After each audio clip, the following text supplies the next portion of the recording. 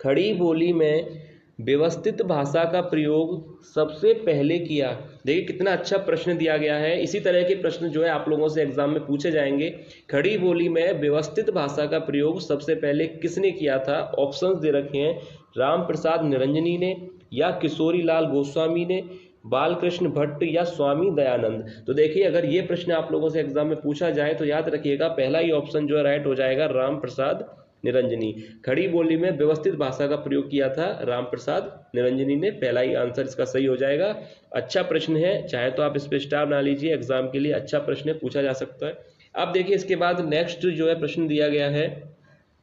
देखिए नेक्स्ट प्रश्न दिया गया है, खड़ी बोली गद्य का प्रारंभ किस कृति से माना जाता है? देखिए ये भी प्रश्न जो है कितना अच्छा प्रश्न पूछा गया है कि खड़ी बोली गद्य का प्रारंभ किस कृति से माना जाता है। ऑप्शंस दे रखे हैं, 84 वैष्णवन की वार्ता, अष्टयाम, चंद छंद वर्णन की महिमा, या वर्ण रत्नाकर। देखिए अगर ये भी प्रश्न आपसे पूछा जाए तो याद रखिएगा कि खड़ी बोली गद्य का प्रारंभ किस कृति से माना जाता है। ऑप्शन सी इसका राइट आंसर हो जाएगा, चंद छंद वर्णन की महिमा। खड़ी बोली गद्य का प्रारंभ जो है किस कृति से माना जाता है, याद कर लीजिएगा, ऐसे ही प्रश्न जो है आपको एग्जाम में देखने को मिलेंगे। खड़ी बोली गद्य का प्रारंभ किस कृति से माना जाता है? चंद छंद वर्णन की महिमा इस प्रश्न का राइट आंसर होगा। अब इसके बाद देखिए नेक्स्ट यहाँ पर प्रश्न दिया गया है, 20 प्रश्न लिए हैं, ज्यादा प्रश्न नहीं है, इसलिए आप लोग वीडियो को कंप्लीट देखिएगा। अब देखिए प्रश्न दिया गया है कि महावीर प्रसाद द्विवेदी ने क्या किया, यानी साहित्य के इतिहास लेखन का कार्य, या भाषा परिमार्जन का कार्य, या रेखा चित्र लेखन का कार्य, या यात्रा साहित्य लेखन का कार्य। मतलब महावीर प्रसाद द्विवेदी ने जो है क्या कार्य किया था? साहित्य के इतिहास लेखन का कार्य था, या भाषा परिमार्जन का, रेखा चित्र, या यात्रा साहित्य का। तो देखिए ऑप्शन बी भाषा परिमार्जन का कार्य, याद रखिएगा महावीर प्रसाद द्विवेदी ने भाषा परिमार्जन का जो है कार्य किया था। याद रखिएगा अगर यही प्रश्न आए और यही ऑप्शन हो तो ऑप्शन बी इस प्रश्न का राइट आंसर है, भाषा परिमार्जन का जो है कार्य उन्होंने किया था। अब देखिए क्वेश्चन नंबर 4 देखते हैं। देखिए क्वेश्चन नंबर 4 देखिए दिया गया है, प्रश्न दिया गया है कि फणीश्वर नाथ रेणु की रचना है। फणीश्वर नाथ रेणु की रचना है। ऑप्शंस दे रखे हैं, पुरस्कार, गवन, रसज्ञ रंजन, या मेला आंचल। तो देखिए फणीश्वर नाथ रेणु की जो रचना है इस प्रश्न का राइट आंसर हो जाएगा ऑप्शन डी, यानी मेला आंचल। मेला आंचल किसकी रचना है? फणीश्वर नाथ रेणु की। याद रखिएगा मेला आंचल फणीश्वर नाथ रेणु की है। ये हिंदी के बहुत ही अच्छे प्रश्न है, मेला आंचल से संबंधित भी प्रश्न पूछा जाता है एग्जाम में, इसलिए वही प्रश्न ज्यादातर आप लोगों को कराए जा रहे हैं जिनके चांसेस जो है एग्जाम में बनने के काफी रहते हैं, इसलिए वीडियो को आप लोग कंप्लीट देखिएगा। तो देखिए क्वेश्चन नंबर 4 जो था फणीश्वर नाथ रेणु की रचना है, यानी मेला आंचल फणीश्वर नाथ रेणु की रचना है। क्वेश्चन नंबर 5 देखते हैं। देखिए क्वेश्चन नंबर 5 दिया है, प्रश्न दिया गया है कि फणीश्वर नाथ रेणु की कहानी है। अभी देखिए रचना के बारे में पूछा गया था, अब पूछा गया है कि फणीश्वर नाथ रेणु की कहानी है, यानी ऑप्शंस देखिए दे रखे हैं, लाल पान की बेगम, या बिस कन्या, पाजेब, या चीफ की दावत। तो देखिए ये 4 ऑप्शन है, फणीश्वर नाथ रेणु की कहानी के बारे में पूछा गया है। अगर ये प्रश्न आता है तो याद रखिएगा पहला ही ऑप्शन जो है सही हो जाएगा, लाल पान की बेगम। पहला ही आंसर सही है इसका, लाल पान की बेगम जो कहानी है वह किसकी है? फणीश्वर नाथ रेणु की, याद रखिएगा। अब देखिए इसके बाद क्वेश्चन नंबर 6 दिया गया है। देखिए क्वेश्चन नंबर 6 दिया गया है कि कौन सी रचना राम वृक्ष बेनीपुरी की नहीं है। देखिए कौन सी रचना राम वृक्ष बेनीपुरी की नहीं है। ऑप्शंस दे रखे हैं, पतितों के देश में, ये तो देखिए राम वृक्ष बेनीपुरी की रचना है, इसलिए ये तो आंसर है नहीं। माटी की मूरत भी राम वृक्ष बेनीपुरी की रचना है। गेहूं बनाम गुलाब ये भी राम वृक्ष बेनीपुरी की रचना है। और पृथ्वी पुत्र ये इस प्रश्न का राइट आंसर है, क्योंकि यह जो है निबंध है और वासुदेव शरण अग्रवाल का है। यानी कौन सी रचना राम वृक्ष बेनीपुरी की नहीं है? ऑप्शन डी पृथ्वी पुत्र। याद रखिएगा पृथ्वी पुत्र के बारे में भी आप लोग याद कर लीजिए, पृथ्वी पुत्र जो है निबंध है और वासुदेव शरण अग्रवाल का यह निबंध है यानी रचना है। याद रखिएगा पृथ्वी पुत्र, इसलिए इस प्रश्न का राइट आंसर है ऑप्शन डी। अब देखिए क्वेश्चन नंबर 7 देखते हैं। देखिए क्वेश्चन नंबर 7 दिया है, देखिए प्रश्न कितना अच्छा प्रश्न पूछा गया है कि हजारी प्रसाद द्विवेदी को किस सन में पद्म भूषण से सम्मानित किया गया था। देखिए हजारी प्रसाद द्विवेदी को किस सन में पद्म भूषण की उपाधि दी गई थी, यानी उन्हें सम्मानित किया गया था। ऑप्शंस दे रखे हैं सन 1957, सन 1959 या सन 1963 या सन 1950।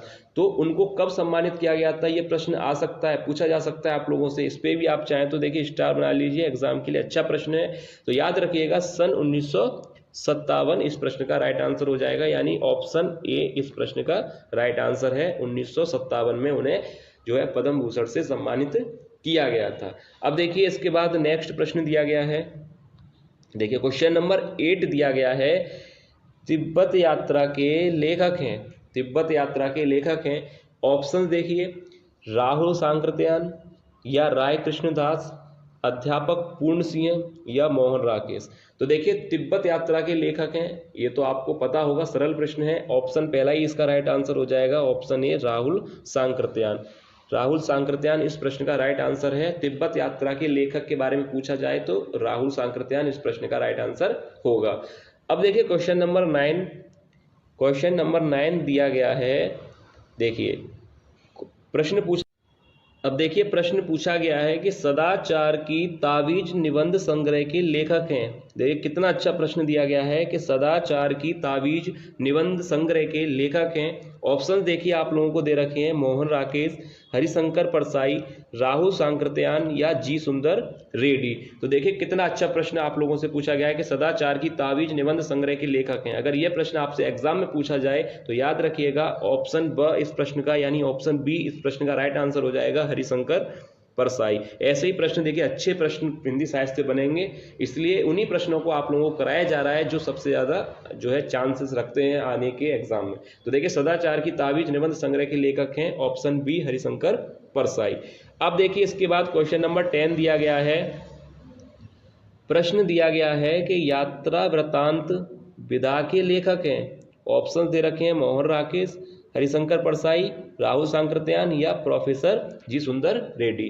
तो देखिए यात्रा वृतांत विधा के बारे में अगर आपसे पूछा जाए तो इस प्रश्न का राइट आंसर हो जाएगा ऑप्शन सी, यानी राहुल सांकृत्यान। ये भी अच्छा प्रश्न है, आपसे एग्जाम में पूछा जा सकता है। यात्रा वृतांत विधा के लेखक हैं राहुल सांकृत्यान, याद रखिएगा। तो ये थे 10 प्रश्न। अब इसके बाद देखते हैं क्वेश्चन नंबर 11। देखिए अगर किसी भी प्रश्न पर आपको कोई भी डाउट है तो आप लोग कमेंट करके हमें बता सकते हैं, और अगर वीडियो से संबंधित कोई भी सजेशन भी आप लोग देना चाहते हैं तो भी आप कमेंट करके बता सकते हैं। अब देखिए प्रश्न दिया गया है, प्रश्न है तपोभूमि रचना किस विधा की है। देखिए कितना, ये भी प्रश्न देखिए, तपोभूमि जो रचना है वह किस विधा की है, यानी कहानी है, उपन्यास है, नाटक है या निबंध है। तो देखिए तपोभूमि रचना की अगर बात की जाए तो तपोभूमि जो रचना है तो वह क्या है, याद रखिएगा तपोभूमि है उपन्यास। ऑप्शन बी इस प्रश्न का राइट आंसर हो जाएगा, यानी उपन्यास इस प्रश्न का राइट आंसर है। तपोभूमि के बारे में अगर आपसे पूछा जाए तो तपोभूमि क्या है, उपन्यास। याद रखिएगा ऑप्शन बी इस प्रश्न का राइट आंसर हो जाएगा। अब देखिए क्वेश्चन नंबर 12 के बारे में देखते हैं। देखिए ये भी प्रश्न देखिए, राग दरबारी किस विधा की रचना है। राग दरबारी किस विधा की रचना है, यानी कहानी, उपन्यास है, नाटक है या निबंध है।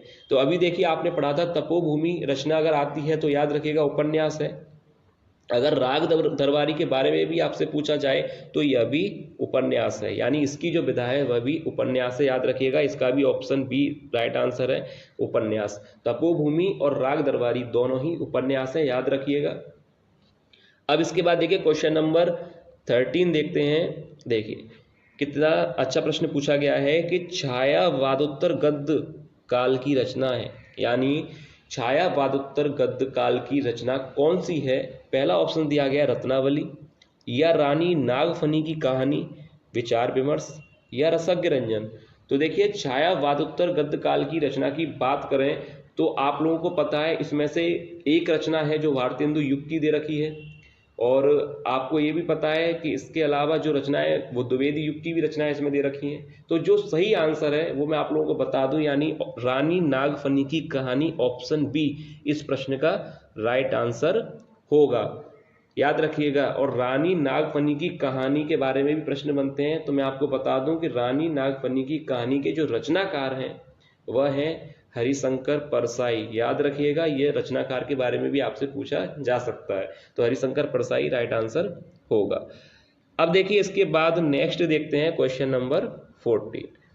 देखिए क्वेश्चन नंबर 14 दिया गया है, साहित्यकार की आस्था रचना के लेखक हैं। देखिए ये भी प्रश्न कितना अच्छा प्रश्न पूछा गया है कि साहित्यकार की आस्था रचना के लेखक हैं जयशंकर प्रसाद, महादेवी वर्मा, रामवृक्ष बेनीपुरी या मोहन राकेश। तो देखिए इस प्रश्न का जो राइट आंसर हो जाएगा वह है ऑप्शन बी, महादेवी वर्मा। यह प्रश्न अगर आपसे पूछा जाए तो महादेवी वर्मा इस प्रश्न का राइट आंसर है। यानी साहित्यकार की आस्था रचना के लेखक कौन है? महादेवी वर्मा। याद रखिएगा ये प्रश्न जो है अच्छे प्रश्न है। आज की वीडियो मैंने पहले ही कहा था 20 प्रश्न है, पर 20 के 20 प्रश्न काफी महत्वपूर्ण है। अब देखिए क्वेश्चन नंबर 15, सन्नाटा निबंध के रचनाकार हैं जयशंकर प्रसाद, अज्ञे, रामवृक्ष बेनीपुरी या मोहन राकेश। तो देखिए सन्नाटा निबंध के जो रचनाकार हैं वो है राइट आंसर ऑप्शन बी। जो प्रश्न सरल है उसमें हम ज्यादा समय नहीं लेंगे। सन्नाटा निबंध के रचनाकार कौन है? Option B, Agyeya. याद रखिएगा। अब इसके बाद देखिए क्वेश्चन नंबर 16। देखिए प्रश्न दिया गया है कि कौन सी रचना हजारी प्रसाद द्विवेदी की नहीं है? कौन सी रचना हजारी प्रसाद द्विवेदी की नहीं है? ऑप्शन दे रखे हैं अशोक के फूल, यानी ये तो रचना है, हजारी प्रसाद द्विवेदी की रचना है अशोक के फूल। अब यहाँ पर हिंदी काव्य धारा, हिंदी साहित्य और हिंदी साहित्य की भूमिका।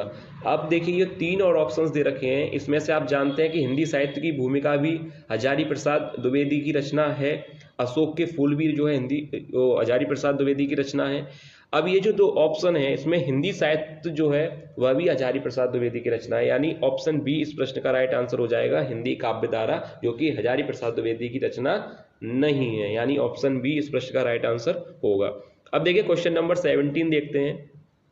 देखिए प्रश्न दिया गया है कि सरस्वती पत्रिका का प्रकाशन किस वर्ष हुआ था? देखिए कितने अच्छे प्रश्न है। सरस्वती पत्रिका का प्रकाशन किस वर्ष हुआ था? यानी 1868 में, 1900 में, 1880 में या 1870 में। तो देखिए सरल प्रश्न है, आपने पढ़ाई की होगी, आपको अब तक तो इसका आंसर पता भी चल गया होगा। ऑप्शन बी यानी 1900 ईस्वी में सरस्वती पत्रिका का प्रकाशन हुआ था। याद रखिएगा, ये भी प्रश्न जो एग्जाम के लिए काफी महत्वपूर्ण प्रश्न है। क्वेश्चन नंबर 18 देखते हैं। देखिए क्वेश्चन नंबर 18 भी सरस्वती पत्रिका से संबंधित है कि पूछा गया है कि सरस्वती पत्रिका के संपादक कौन थे? देखिए सरस्वती पत्रिका के संपादक कौन थे? ऑप्शंस दे रखे हैं श्याम सुंदर दास, रामचंद्र शुक्ल, महावीर प्रसाद द्विवेदी या हजारी प्रसाद द्विवेदी। तो देखिए सरस्वती पत्रिका के संपादक कौन थे? ऑप्शन सी इस प्रश्न का राइट आंसर हो जाएगा, महावीर प्रसाद द्विवेदी। याद रखिएगा, महावीर प्रसाद द्विवेदी जो कि सरस्वती पत्रिका के संपादक थे, और प्रकाशन वर्ष अभी आपने देखा कब हुआ था, 1900 में। तो इस तरह से भी पत्रिकाओं पर भी प्रश्न बनते हैं, तो अच्छी तरह से आप लोग जो है तैयारी कीजिएगा। और आप देखिए क्वेश्चन नंबर 19 देखते हैं। देखिए क्वेश्चन नंबर 19 दिया गया है, प्रथम डायरी के लेखक कौन है? प्रथम डायरी के लेखक कौन है?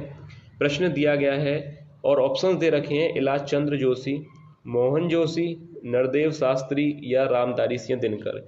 तो देखिए हर वीडियो में एक प्रश्न दिया जाता है, आपको पता है। तो आज की वीडियो में यह प्रश्न आप लोगों के लिए है, यानी आप लोगों को इस प्रश्न का राइट आंसर कमेंट करके बताना है कि प्रथम डायरी के लेखक कौन है। 4 ऑप्शंस हैं, यानी इस प्रश्न का सही आंसर क्या है वो आप लोग कमेंट करके बताइएगा कि प्रथम डायरी के लेखक कौन है। यह प्रश्न आप लोगों के लिए दिया गया है। अब क्वेश्चन नंबर 20 जो कि आज की वीडियो का लास्ट प्रश्न है। देखिए आचरण की सभ्यता निबंध के लेखक हैं। आचरण की सभ्यता निबंध के लेखक हैं। ऑप्शंस दे रखे हैं भारतेंदु हरिश्चंद्र, सरदार पूर्ण सिंह, हरिशंकर परसाई या मोहन राकेश। देखिए एंड का भी जो प्रश्न दिया गया है वह भी काफी जो अच्छा प्रश्न दिया गया है। पूछा गया है कि आचरण की सभ्यता निबंध के लेखक हैं। ऑप्शन देखिए दे रखे हैं 4। तो इस प्रश्न का जो राइट आंसर है वो मैं आपको बता दूं, सरदार पूर्ण सिंह, यानी ऑप्शन बी इस प्रश्न का राइट आंसर हो जाएगा।